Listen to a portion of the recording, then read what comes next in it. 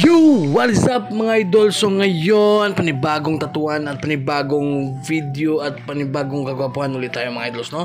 So ngayon yung tatatuan natin is muling nagbabalik yung ating client na napaka-macho at napakagwapo at walang katapusang kamachuan, no? You know, si Boss Idol Michael Wolves, Michael,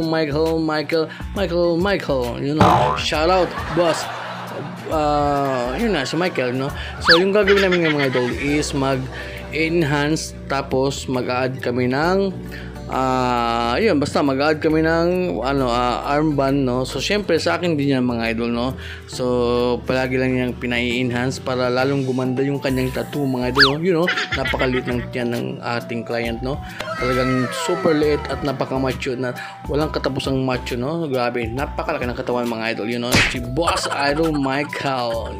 Yun, syempre nag-start na kami dyan. So malapit na pala kami dyan, no, matapos, no. So kung titingnan niyo, nagsishading na tayo dyan at pinapaganda na natin yung kanyang tattoo mga idol para lalong gumanda at syempre yun nga, para lalong gumapo yung ating client na si Boss Idol Michael, you know. So natapos na kami dyan, syempre, you know, diba? Tapos after ng 3 hours mga idol, so 3 oras na tatuan yan mga idol, ha. So yan na yung aming final result. So nagdagdag tayo ng dyan ng line, isang line sa baba at saka isang line din sa bandang taas, yung red color, no.